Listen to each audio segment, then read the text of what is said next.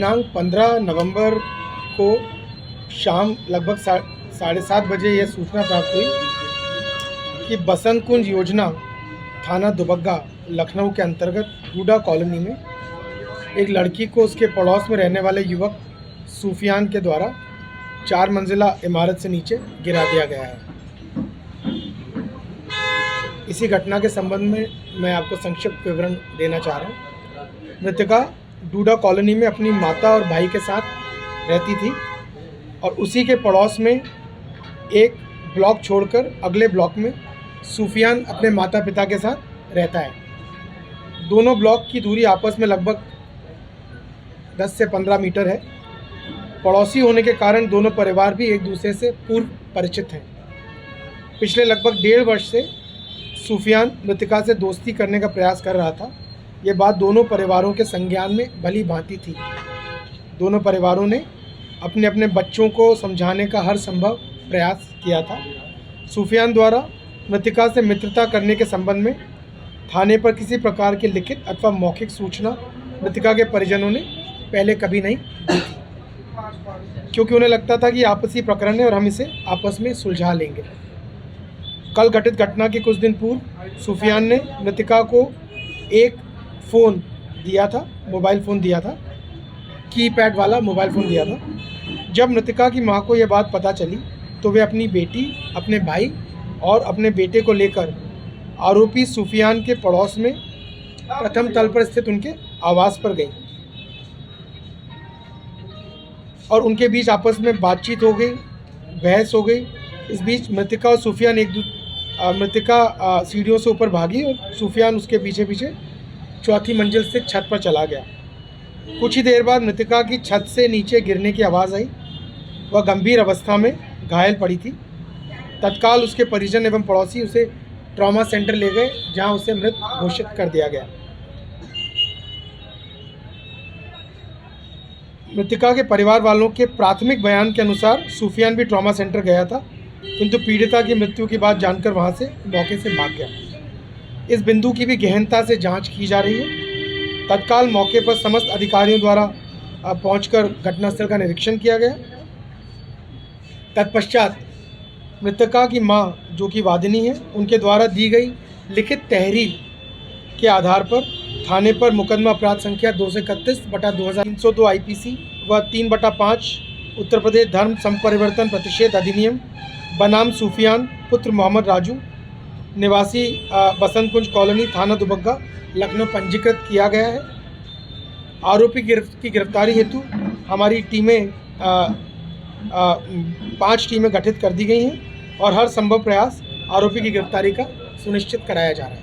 Sir, क्या धर्म परिवर्तन का दबाव बना रहा था शादी के लिए?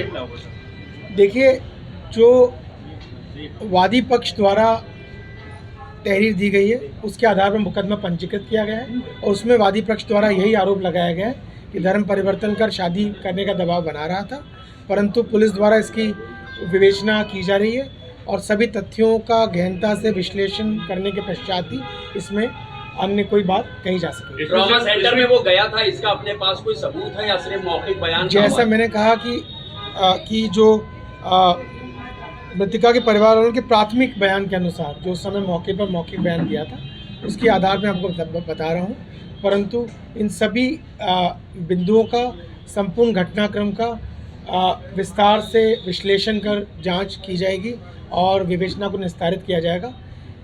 कई सारे बिंदु ऐसे हैं जिनके बारे में मेरे स्तर से टिप्पणी इस विवेचना करके उपरांत ही की जा सकेगी। क्या मामले में कोई और डिटेल है? दो लड़का और लड़की संपर्क में थे पहले से? उनके पिता को लड़का आरोप लगाया गया है कि वो भी वहां पर इन्वॉल्व थे।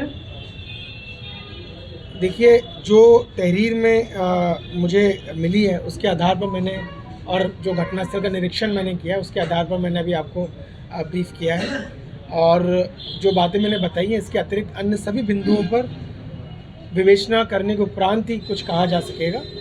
जो आरोप वादी पक्ष द्वारा लगाए गए उनके बारे में मैंने आपको बताया और उन्हीं आरोपों के आधार पर FIR दर्ज की गई है, उसी तहरीर के आधार पर FIR दर्ज की गई है।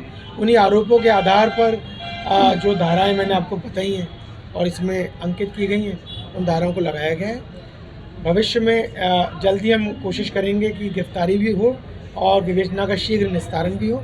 अन्य कोई भी बिंदु यदि हमें संज्ञानित होते हैं तो हम उससे आपको भी भली भांति अवगत सूफियान के खिलाफ कोई मुकदमे भी दर्ज पहले से, और क्या सिर्फ सूफियान को इसमें नामजद किया गया है या उसके परिजन भी हैं?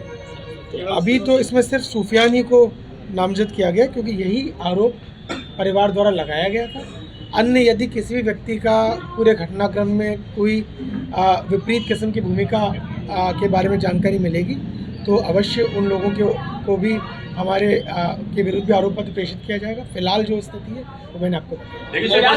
देखिए, जब तक हम विवेचना ना कर लें, सभी सवाल ऐसे घर में जहाँ किसी बालिका की मृत्यु हो गई हो उसमें सारे सवाल इस समय पूछे जा पाने संभव नहीं होते। पर जो जानकारी हमें अभी तक है वो सारी जानकारी हमने आपको प्रदान ये कर दी। प्रेम संबंध था या हैरेसमेंट था? जैसा कि मैंने आपको बताया कि जो एफआईआर हमें प्राप्त हुई है उसमें जो जानकारी है वही जानकारी मैंने आपको दी है। इसके बारे में अपने स्तर से कोई प्री कंसीव नोशन होना, कोई पूर्वाग्रह होना उचित नहीं है।